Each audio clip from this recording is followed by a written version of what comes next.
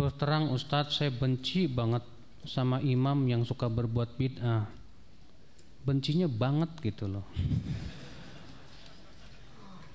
Akhi, dia masih beriman nggak? Sholat? Dia beriman kepada kehidupan akhirat? Ya, kita cintai dia karena keimanan dia. Tapi kita nggak suka karena kebid'ahan dia. Tapi bencinya kita jangan seperti membenci orang kafir. Kalau orang kafir memang bencinya kita banget-banget, 100% saya nggak cinta. Tapi kepada ahli bid'ah yang masih beriman, sholat, kita masih cinta dia karena keimanan dia, karena sholat dia, karena ketakwaan dia. Tapi kita benci karena maksiat bid'ahnya dia. Maka konsekuensi cinta kita kepada dia apa? Kita berusaha memberikan nasihat, membimbing dia. Ya. Makanya kepada ahli bid'ah itu dalam masalah cinta, akhi, tidak boleh 100%. Walaupun dalam sikap bisa jadi kita agak keras dikit. Misalnya supaya dia mau kembali kepada sunnah atau yang lainnya. Tergantung maslahat tentunya ya. Apakah itu akan disikapi dengan keras atau disikapi dengan lemah lembut, itu tetap melihat maslahat dan mafsadah. Ustadz, boleh nggak mengingkari kemaksiatan yang dilakukan istri dengan banyak diam? Karena dengan nasihat yang baik pun bisa menimbulkan pertengkaran. Ya, kalau memang ternyata kita menasihati dengan ucapan malah bertengkar, nggak apa-apa, antum diamkan dia, diamin aja, cuekin. Ya, biasanya kalau dicuekin itu lebih menyakitkan Pak daripada ya berantem ya. Cuekin, dia negor kemana? Cuek aja. Ya. Antum tidur dibelakangin, kasih pantat, cuek aja. Kalau antum memandang itu maslahat. Tapi kalau antum begitu sikapnya malah istri tambah serong, jangan. Antum tetap melihat dan perkembangannya gimana. Ya, karena kita memberikan nasihat ataupun adab kepada orang yang jatuh kepada maksiat itu terkadang dengan mendiamkan. Sebagaimana dahulu Nabi SAW mendiamkan istrinya selama sebulan. Ya, dalam riwayat Bukhari dan Muslim disebutkan bahwa istri-istri Nabi minta tambahan nafkah. Maka Nabi marah dan Nabi SAW tidak mau menemui mereka sebulan lamanya. Sampai-sampai para sahabat mengira bahwa Rasulullah SAW mentalak istri-istrinya. Kemudian Umar pun langsung datang ke Rasulullah dan mengecek, "Hai Rasulullah, atallaq nisa'ak? Apakah engkau mentalak istri-istrimu ya Rasulullah?" "La, alaitu syahran." Aku bersumpah kepada Allah untuk tidak menemui mereka sebulan lamanya. Enggak masalah kalau itu yang lebih maslahat. Ya. Bagaimana hukumnya pasangan suami istri yang hidup sudah tidak saling mencintai tapi tetap bersama karena anak-anak? Sebabnya kenapa? Dulu kok saling mencintai ya, sekarang enggak. Memang Pak, kalau cintanya dulu karena kegantengan, biasanya sih cepat bosen. Antum cinta istri antum karena dia cantik dulu. Istri juga cinta antum karena antum ganteng dulu. Kan yang namanya orang kan gak ganteng terus. Yang namanya cantik pun juga akan pudar, atau setidaknya ada rasa bosan. Nah, kalau seperti ini bisa jadi. Kenapa kok sekarang tidak saling mencintai? Oh, salah satunya berbuat maksiat kepada Allah. Bisa jadi juga. Suaminya suka jelalatan matanya. Kalau di luar ngeliatin cewek cantik-cantik, Masya Allah. Ya udah Pak, kalau sudah terbiasa ngelihat di luar yang cantik-cantik, pas ngelihat istri, idih kok jelek. Berkurang Pak rasa cintanya Pak. Istri pun juga di luar suka ngeliatin cowok-cowok ganteng, pas ngelihat suaminya, kok suami saya nggak ganteng lagi. Akibat apa? Mata yang tidak dijaga, pikiran yang tidak dijaga. Akibatnya seperti itu, saling tidak mencintai lagi. Iya. Makanya ikhwatul Islam azakumullah, rumah tangga terkadang tidak harus di atas saling mencintai Pak. Pernah ada seorang wanita ditanya oleh suaminya, nasyattuki billah. Aku mau tanya kamu dengan nama Allah. Atuhibbinani, kamu cinta tidak kepadaku, hai istriku? Kata wanita ini, karena engkau minta kepadaku dengan nama Allah, aku akan jawab dengan sejujurnya, saya tidak cinta kamu. Setelah itu si wanita ini kepikiran aja. Datanglah ia kepada Umar bin Khattab radhiyallahu anhu wa ardhah. Lalu si wanita ini berceritalah kepada Umar bin Khattab. Apa kata Umar? Ala kadzabti, kenapa kamu tidak berdusta? Berapa banyak rumah tangga yang tidak dibangun di atas cinta, tapi dibangun karena ihtisab, berharap pahala. Nah, sekarang ya suami istri sudah hidup, sudah tidak saling mencintai. Kenapa, Pak? Kenapa? Saya yakin itu salah satunya dia tidak beriman kepada Allah, atau dua-duanya. Ya, dua-duanya bermaksiat kepada Allah Subhanahu wa taala. Sebab kalau dua-duanya taat, dua-duanya saleh, harus ada saling cinta karena Allah Subhanahu wa taala. Naam, akhal Islam, azakumullah wa iyyakum. Ya. Saya mohon doanya Ustadz supaya teman saya bayar hutang kepada saya. Amin. Mudah-mudahan teman antum segera bayar hutang, Pak. Ketika kita harus memilih di antara dua perkara, antara orang tua atau istri, mana yang harus dipilih? Orang tua. Sedangkan keduanya saya cinta, ya, pilih orang tua. Iya, pilih orang tua. Tapi berusaha untuk memberikan pemahaman kepada orang tua dengan baik. Misalnya istri antum sama orang tua antum bertengkar. Yang harus antum bela siapa? Orang tua. Jangan istri. Loh, kok bisa begitu? Karena orang tua yang melahirkan kamu, yang menafkahi kamu dari kecil, mendidik kamu dari kecil, dia lebih berhak untuk kamu, ya akhwat Islam. Kata para ulama, suami itu harus lebih berat kepada orang tuanya daripada istrinya. Dan dalil yang menyebutkan tentang ini banyak, akhi. Di antaranya hadis tentang 3 orang yang masuk gua, kemudian tiba-tiba jatuh apa? Batu dari gunung. Lalu kemudian mereka bertawasul dengan amalan salehnya. Yang pertama berkata, ya Allah, dahulu aku punya orang tua yang sudah renta, dan aku tidak pernah mendahulukan anak istriku di atas mereka. Suatu malam aku terlambat pulang. Ternyata aku dapati mereka sudah tidur. Aku pun peraskan susu untuk mereka. Aku tidak mau memberikan susu kepada anak dan istriku sebelum orang tuaku. Ya Allah, kalau dahulu aku melakukan itu ikhlas mengharapkan wajahmu, fafruj amma nahnu fih, selamatkan kami dari musibah ini. Ternyata bergeser batu itu. Maka akhi azakumullah wa yakum, orang tua. Tapi kalau orang tua, Pak, benci kepada istri kita bukan karena Allah, tapi karena dunia, antum berusaha pertahankan. Misalnya orang tua berkata, saya nggak suka sama istri kamu itu, pakai cadar segala. Nah, kalau ini namanya bencinya bukan karena Allah. Ya, saya nggak suka istri kamu itu. Kenapa? Dia tuh nggak mau dandan. Nah, kalau ketemu sama keluarga, ya menor kayak dikit, nah kan bingung. Nah, yang seperti ini akal Islam, kita yang harus memberikan pengertian kepada orang tua kita. Tapi kalau orang tua kita tidak suka karena agamanya yang kurang, nah saya nggak suka sama istri kamu. Kenapa, Ma? Dia itu sholatnya itu malas. Kamu sudah pernah lihat suruh dia sholat nggak? Suruh sih, tapi susah, kan? Bukan karena Allah berarti. Udahlah nak, ceraikan aja. Taati orang tua. Iya. Di zaman Rasulullah terjadi. Iya. Bahwasanya Ibnu Umar menikah dengan seorang wanita yang cantik jelita. Gara-garanya akhirnya Ibnu Umar selalu terlambat sholat berjamaah. Akhirnya Umar gak suka sama istrinya itu, karena membuat anaknya lalai dari ketaatan kepada Allah.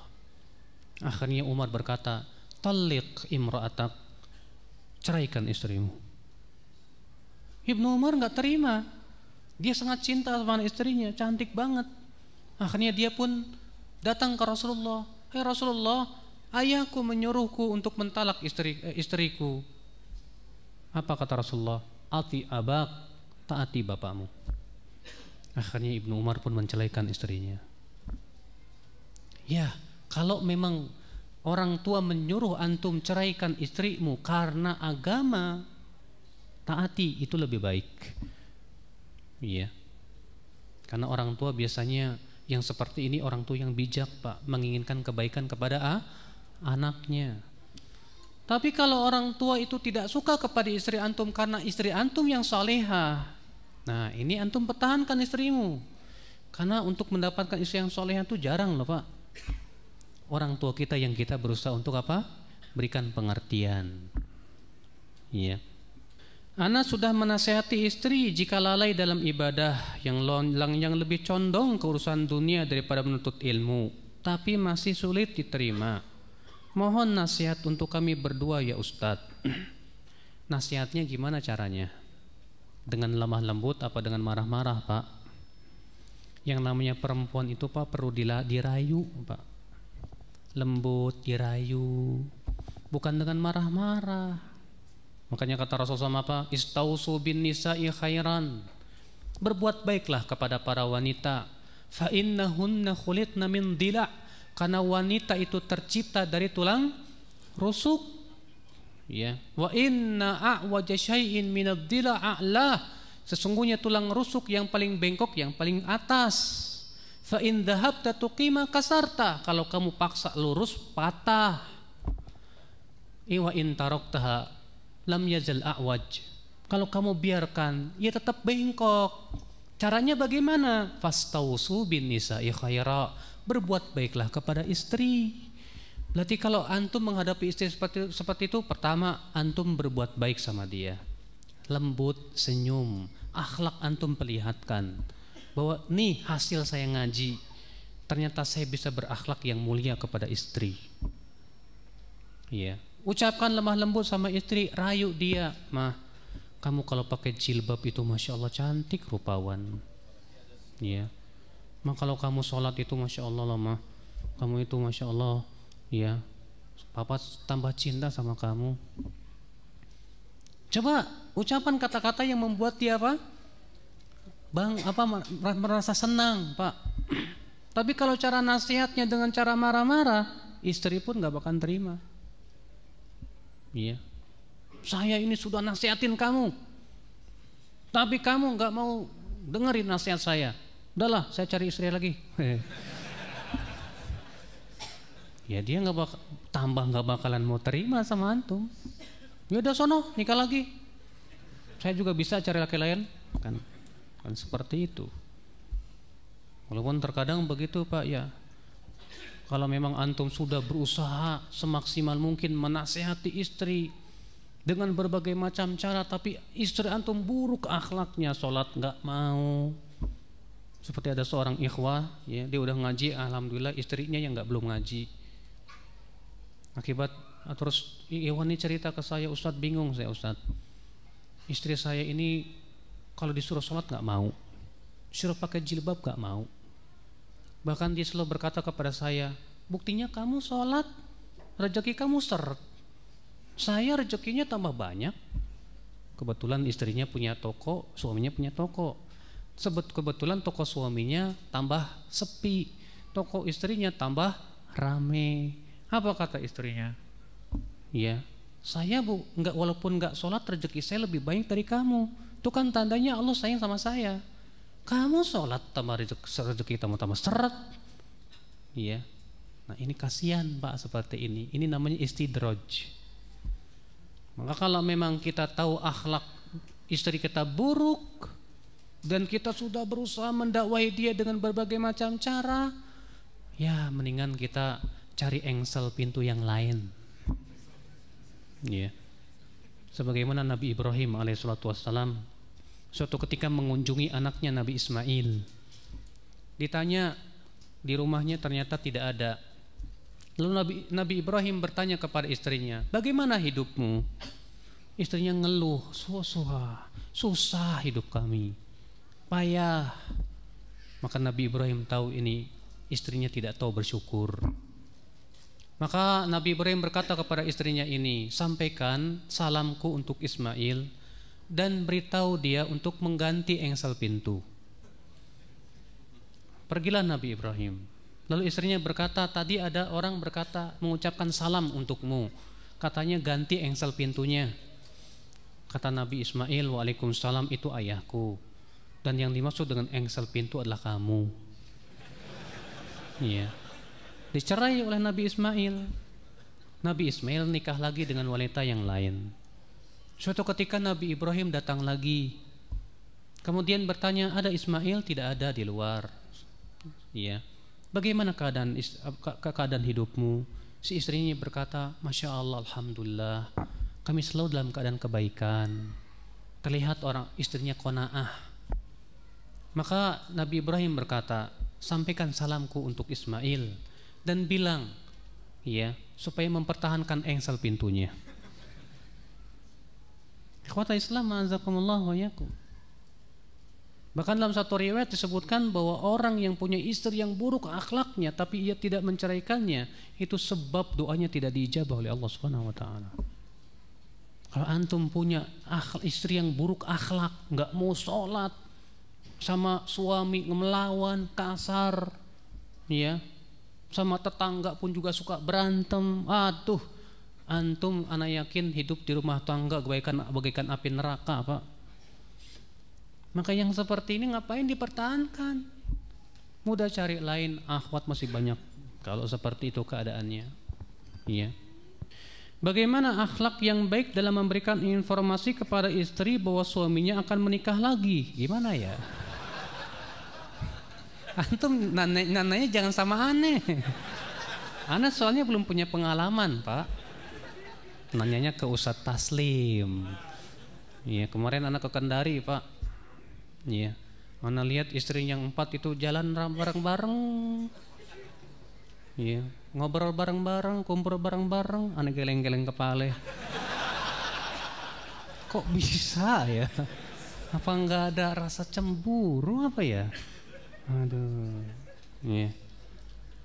Saya mau bertanya Pak Ustadz, masihkah ada kebenaran di zaman sekarang? Loh, kok bisa begitu?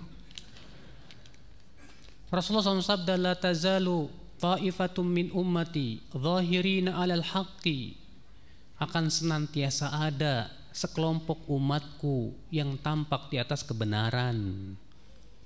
La yadurruhum man khadalahum wala man khalafahum ila an ya'ti amrullah. Tidak akan membahayakan mereka orang-orang yang menyelisih mereka, tidak pula orang-orang yang mencemooh mereka sampai datangnya hari kiamat. Coba Rasulullah mengatakan akan selalu ada dalam umatku ini, ya, golongan yang berada di atas apa? Kebenaran. Berarti kita harus kenali kebenaran itu apa? Kebenaran itu yang berasal dari Al-Quran, Al-Hadis, dan sesuai dengan apa yang dipahami oleh para sahabat, para tabi'in, dan para ulama yang mengikuti manhaj mereka. Maka kewajiban antum, Pak, bersungguh-sungguh cari kebenaran. Pak, semakin jauh dari masa kenabian, kebenaran itu semakin samar loh, Pak. Kenapa? Karena ilmu semakin sedikit dan kebodohan semakin merajalela. Maka dari itulah di zaman sekarang ini kita harus menyingsingkan lengan kita untuk mencari kebenaran. Asal fanatik kita kepada Allah dan Rasulnya, hilangkan dulu fanatik kepada golongan. Fanatik kita hanya kepada Allah dan Rasulnya. Insya Allah kita akan mendapatkan kebenaran tersebut. Iya. Apakah masih ada Ustadz hamba-hamba Allah yang takut di zaman ini? Banyak, Pak, banyak. Alhamdulillah. Coba antum lihat, ada orang-orang yang Masya Allah berusaha untuk sholat dan menjaga sholatnya. Kenapa dia menjaga sholat? Tanya ke dia. Karena saya nggak mau masuk neraka. Berarti takut kan? Karena takut kepada Allah kan? Iya. Tanyakan kepada mereka-mereka, kok antum gak mau berzina? Kan zina enak. Ya. Kok antum gak mau pacaran? Kan pacaran mantep, asik. Tanyakan ke dia. Dia akan menjawab, enggak, takut kepada Allah. Itu dia masih takut sama Allah. Walaupun orang yang takut kepada Allah terkadang jatuh juga kepada maksiat, tapi segera taubat biasanya, Pak. Karena memang setiap manusia itu tidak lepas dari maksiat. Rasulullah sabda, kullu bani Adam khata. Setiap anak Adam pasti pernah berbuat salah. Tapi sebaik-baik orang yang berbuat salah siapa? Yang segera kembali kepada Allah Subhanahu wa taala. Iya. Makanya Pak, kalau kita melihat di zaman sekarang kok banyak orang berbuat maksiat. Ya, memang Rasulullah sudah mengabarkan demikian. Akan banyaknya maksiat, sedikitnya orang yang berbuat apa? Kebaikan dan ketaatan. Bahkan Rasulullah mengabarkan bahwa Islam akan dimulai dalam keadaan asing dan akan kembali menjadi apa? Terasing. Naam. Maka dari itu kewajiban kita untuk terus ya menuntut ilmu dan mencari kebenaran. Apakah kita boleh berhijrah di zaman ini? Hijrah tempat? Antum mau hijrah kemana? Kalau antum katakan Indonesia negeri kafir, ya hijrah dong. Tapi hijrahnya kemana, Mas? Kan kata para ulama nggak boleh tinggal di negeri kafir. Kalau antum mengatakan Indonesia bukan negeri kafir, ya udah hijrah sono. Hijrahnya kemana? Hijrah kemana? Nggak tahu. Maka akal Islam, konsekuensi untuk mengatakan hijrah tempat ini butuh kepada pemahaman yang benar. Pertama, hijrah itu tidak harus dari negeri kafir ke negeri Islam. Tapi kita hijrah dari tempat yang kita tidak bisa merdeka untuk ibadah kepada Allah ke tempat yang di sana kita merdeka beribadah kepada Allah. Kalau antum tinggal di suatu tempat, di situ isinya garong semua, dan antum tidak bisa beribadah kepada Allah dengan bebas, segera antum tinggalkan tempat itu. Cari tempat yang antum bisa beribadah kepada Allah secara bebas. Iya. Nah ini akal Islam, azakumullah wa iyyakum. Dan Rasulullah SAW ketika menyebutkan tentang hakikat hijrah, apa kata Rasulullah? Al-muhajiru man hajara ma nahallahu an. Orang yang berhijrah itu hakikatnya adalah orang yang meninggalkan apa yang Allah larang. Nah itu orang yang hijrah. Antum yang tadinya suka maksiat, sekarang antum tinggalkan, antum hijrah itu namanya. Antum yang tadinya suka berbuat syirik, antum tinggalkan jadi mentauhidkan Allah, antum hijrah itu namanya, Pak. Ya, hijrah. Terkadang anak suka futur, Ustadz. Ya, Pak, yang namanya setiap manusia itu pasti pernah futur. Tapi ingat, futur itu ada dua macam. Futur yang pertama, futur pada sebagian amal tanpa amal yang lain. Ini pasti terjadi. Kata Rasulullah SAW apa? Inna likulli amalin syirrah walikulli syirratin fatrah. Setiap amal ada masa semangat, dan setiap masa semangat ada masa futur. Faman kanat fatratuhu ila sunnah, siapa yang di masa futurnya itu kepada sunnah lagi, faqad ihtada, ia telah mendapatkan hidayah. Wa man kanat fatratuhu ila ghairi dzalik faqad halak, dan siapa yang futurnya bukan kepada sunnah maka ia binasa. Antum misalnya sholat tahajud, wah semangat sampai puncak kesemangat, biasanya akan turun tuh. Mulai turun semangatnya, Pak. Maka kata Rasulullah, siapa yang di saat turun semangatnya itu kembali kepada sunnah, bagaimana caranya? Antum tadinya sholat tahajud, saya Ustadz, Masya Allah kalau sholat tahajud tuh bisa 2 jam loh Ustadz, saya semangat sekali, tapi kok sekarang setengah jam aja gak bisa, bahkan gak bisa khusyuk. Wah, antum berpintalah, tetap pertahankan tahajud sesuai kemampuan antum, walaupun setengah jam, tapi ganti dengan apa? Dengan sunnah yang lain. Baca Quran atau baca buku yang sifatnya bermanfaat. Akhirnya antum berpindah dari sunnah ke sunnah yang di situ antum semangat padanya, Pak. Yang musibah itu kalau ada orang yang tadinya semangat baca Quran, sekarang malah baca koran. Nah ini bahaya. Iya. Yang kedua, futur yang bersifat umum, di mana ia futur pada setiap amal. Mau nuntut ilmu malas, mau beribadah malas, mau sholat malas. Ini biasanya akibat maksiat. Ini biasanya akibat apa? Maksiat. Maka segera ia beristighfar pada Allah Subhanahu wa taala, minta ampun kepada Allah Subhanahu wa taala. Ya. Bagaimana sikap kita kepada saudara muslim yang pada dasarnya dia mengetahui syariat Islam yang benar tapi berbeda dengan perbuatan kesehariannya.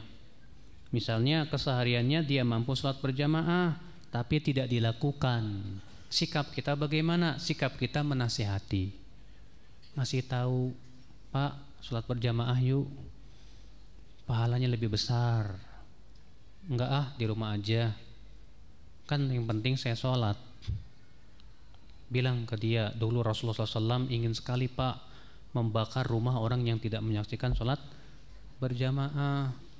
Ya, lagian Pak, apa ruginya Bapak pergi ke masjid, setiap langkah kaki kan menaikkan derajat, menggugurkan dosa. Di masjid kita didoakan malaikat terus menerus. Ya, sekarang Bapak kalau disuruh pilih, nih saya mau ngasih 27.000 atau mau 1.000. Kalau Bapak bilang saya pilih 1.000 aja, rugi Pak, rugi. Allah mau ngasih Bapak antara dua, mau 27 kali lipat atau mau 1 kali lipat aja. Orang yang tentunya orang yang mencari kebaikan dan pahala, dia akan berkata saya ingin mencari yang lebih banyak. Ya, nasihati dia, ingatkan dia. Ya. Bagaimana menjelaskan kepada teman di dalam sebuah grup media sosial tentang kebiasaan kita membagi hadis, dalil, nasihat, karena sebagian mereka menganggap kita sombong dengan apa yang kita lakukan. Maksudnya sombong apa yang kita lakukan apa sih? Ini yang men-share siapa? Yang bertanya apa gimana ya? Teman yang di dalam sebuah grup media sosial tentang kebiasaan kita membagi hadis, dalil, nasihat. Lalu dia bilang kita sombong. Hah? Dianggap sok tahu. Kita bilang ke dia, masalah sombong kan urusan hati, Mas. Sombong itu kata Rasul menolak kebenaran dan menganggap remeh manusia. Alhamdulillah saya tidak pernah menolak kebenaran. Saya pun juga tidak pernah meremehkan siapapun. Tapi kalau antum yang menolak kebenaran gara-gara saya bawa dalil, khawatir antum yang terkena sombong. Karena Rasulullah mengatakan sombong itu menolak yang saya sampaikan dalil. Ini hadisnya, ini perkataan para ulamanya. Kenapa kamu katakan saya sombong? Ya, apa tidak boleh saya men-share berbagi ilmu dengan kalian semua? Kan kita kaum mukminin harus saling sayang. Maka di antara bentuk kasih sayang adalah kita berusaha untuk berbagi apa? Berbagi ilmu, Pak, berbagi ilmu. Iya. Nah ini udah deh, gini aja deh. Kamu aja deh yang ngasih dalil ke saya. Gimana? Atau kita gantian, hari ini saya kasih, besok kamu cari lagi. Kan kita juga sambil ada manfaatnya. Ya, jangan sampai di grup cuma ngobrol, ngalor ngidur, ketawa ketiwi sana sini, kan gak ada manfaatnya. Ingat akhi, setiap ucapan kita akan ditulis oleh malaikat. Ya.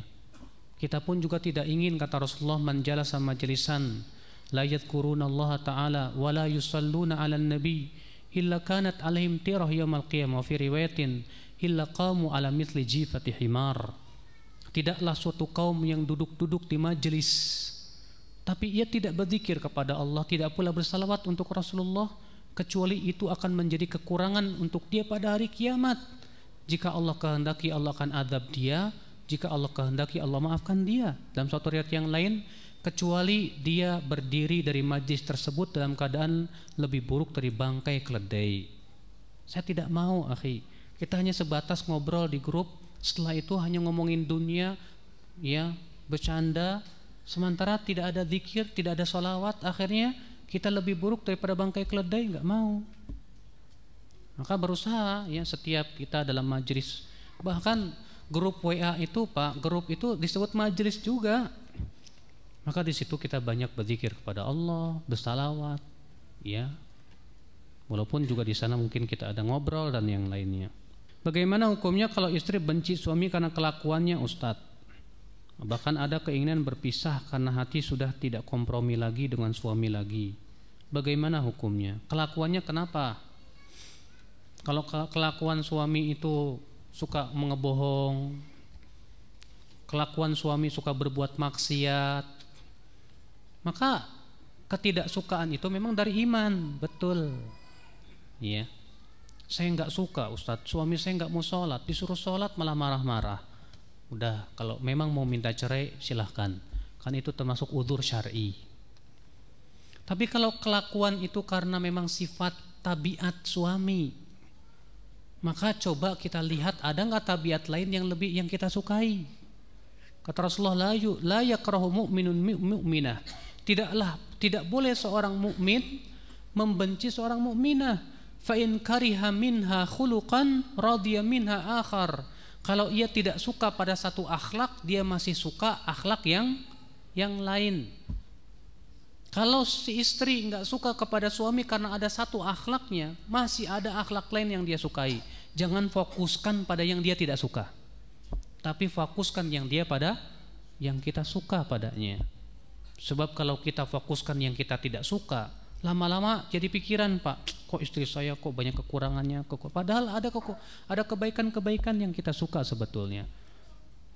Maka dari itu ya akhi, azakumullah yakum, ya. Kalau memang istri tersebut tidak suka kepada kelakuan suaminya karena suaminya tersebut kurang bertakwa kepada Allah, berusahalah menasehatinya, ya. Ustaz, saya ingin nasihati orang tapi saya nggak tahu ilmu atau dalilnya. Jangan dong kalau gitu. Lah sekarang antum mau nasihatin orang nggak punya ilmunya, tahu dari mana kalau dia salah? Kan nggak punya atau ilmunya. Saya tahu Ustaz tapi saya nggak tahu dalilnya, nggak hafal. Ya udah cari dulu dalilnya, searching kayak di yufid.com misalnya, cari di website para asatidzah, oh ini ada dalilnya, dapat nih, alhamdulillah, kirim ke dia nasihat, ya. Sebab kata Syekhul Islam, orang yang ingin mengingkari kemungkaran syaratnya 3. Yang pertama berilmu terhadap apa yang ia ingkari. Yang kedua bersifat halim, tidak cepat marah tapi bisa menahan emosi. Yang ketiga sabar, tidak tergesa-gesa. Maka kalau kita mau menasihati orang harus memenuhi 3 syarat tadi, Pak. Berilmu dulu, kemudian kita jangan tergesa-gesa supaya dia cepat berubah, nggak mungkin. Sudah gitu kita harus bisa pandai menahan emosi kalau dia kemudian meresponnya tidak bagus. Ya. Bila ada guru yang dalam mengajar sangat keras, lama-kelamaan kekerasan itu membuat mental para siswa, dan guru itu guru itu non muslim, apakah boleh kami benci karena Allah? Ya kita benci karena agama dia. Dia non muslim, kita benci. Tapi kalau dia muslim tapi dia keras banget, ya kita tidak suka kepada kekerasan. Itu tabiat manusia, Pak. Semua manusia tidak suka kepada sikap yang keras, gak suka. Makanya Allah berfirman apa? Fabima rahmatim minallahi lintalahum walau kunta faddan ghalidhal qalbi lan faddu min haulik. Dengan rahmat Allah lah kamu bersikap lemah lembut kepada mereka.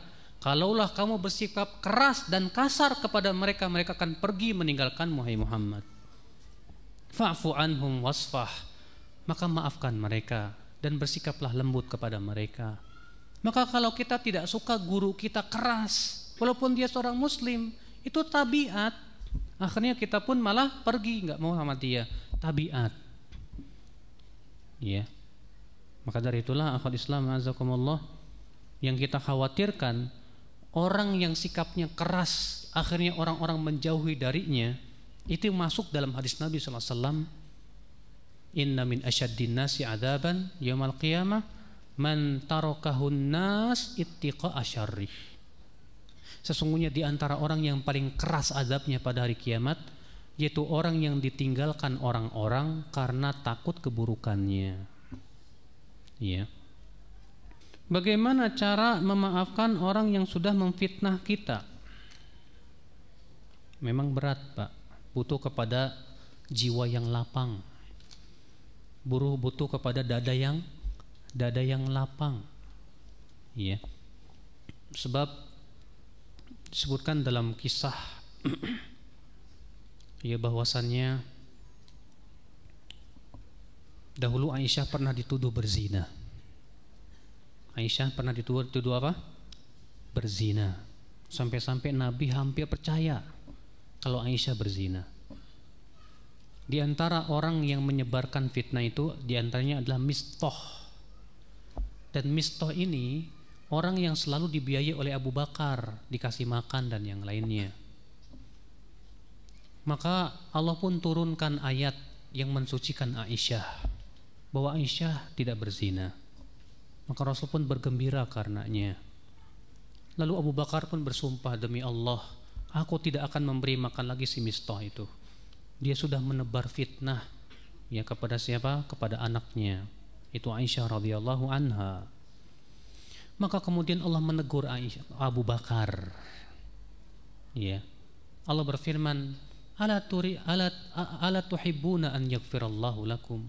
Tidakkah Allah ingin mengampuni dosa kamu, hai Abu Bakar? Maka kemudian mendengar itu Abu Bakar berkata, bala, aku mau. Lalu kemudian Abu Bakar kembali memberikan nafkah kepada Mistah. Walaupun dia sudah berbuat buruk, tapi tetap disuruh oleh Allah untuk apa? Maafkan mereka, maafkan mereka. Tapi memang untuk memaafkan dalam waktu yang singkat tidak mungkin, Pak. Butuh waktu terkadang, butuh waktu. Iya. Maka dari itulah kita berusaha untuk maafkan, walaupun hati kita merasa dongkol, nggak apa-apa, maafkan aja lah. Butuh waktu, insya Allah dengan panjangnya waktu biasanya kita akan biasa lagi, insya Allah, biiznillah. Bagaimana cara membenci seseorang karena Allah? Karena di awalnya kami sangat selalu sayang karena Allah. Sudah saya sebutkan tadi, Pak, bahwa cinta karena Allah itu adalah kita mencintai seseorang karena ketaatannya.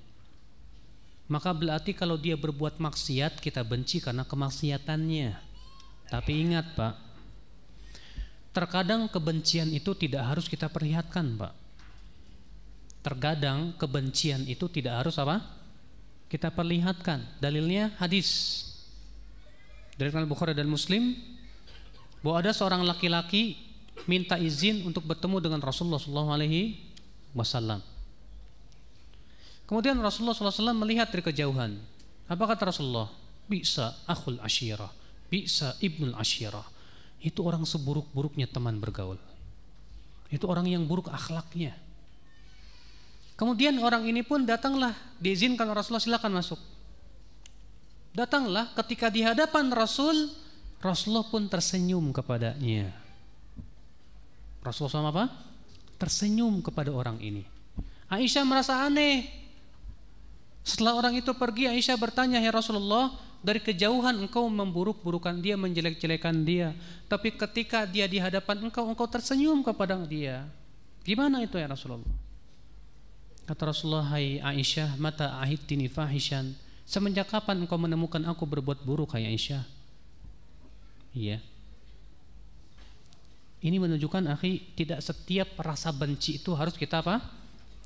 Harus kita perlihatkan ke orangnya, enggak harus. Ibnu Umar mengatakan, inna lanakshir wujuhana ala qaumin wa qulubuna tal'anuhum. Terkadang kami berseri-seri kepada suatu kaum dengan wajah kami, sementara hati kami melaknat dia. Kenapa? Khasyata an yakubbahumullah finnar, karena khawatir Allah telungkupkan mereka ke dalam api neraka. Terkadang kita benci sama orang, Pak, tapi kita harus tersenyum sama dia. Kenapa? Supaya dia tidak diseret ke dalam api neraka. Yang mungkin kalau kita perlihatkan kebencian dia kepada dia, ya, mengakibatkan dia lari dari kebenaran. Jangan. Iya. Makanya kita boleh benci, tapi terkadang kebencian tidak harus kita perlihatkan.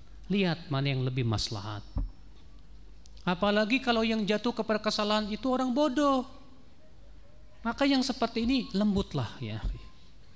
Seperti yang terjadi di zaman Nabi, Pak. Ada orang masuk masjid. Ngapain di masjid? Kencing. Maka para sahabat pun geram, kesal. Akhirnya mereka mau menghentikan orang tersebut. Apa kata Rasul? Da'u, biarkan. Wala tuzrimu, jangan diputus, jangan, biarkan. Setelah selesai kemudian Rasulullah minta satu ember, kemudian diguyurkan. Melihat itu orang Arab Baduy ini berdoa, ya Allah, sayangi aku dan Muhammad saja, jangan disayangi yang lainnya. Saking baiknya akhlak Rasulullah SAW. Makanya orang yang jatuh kepada kesalahan pun juga bermacam-macam, Pak. Ada orang yang jatuh kepada kesalahan karena ketidakfahaman dia, ketidaktahuan dia, karena kelalaian dia, kita ingatkan dia. Tapi ada juga orang yang jatuh kepada kesalahan karena kesombongan dia, Pak. Sudah diingatkan tetap sombong, dia bahkan meledek orang yang berpegang kepada kebenaran. Yang seperti ini nggak apa-apa, kita kerasi dikit. Ya, mungkin sampai kepada derajat kita nggak mau ngomong sama dia. Kalau memang itu yang lebih maslahat, ya, Allahu a'lam. Baik, semoga yang saya sampaikan bermanfaat.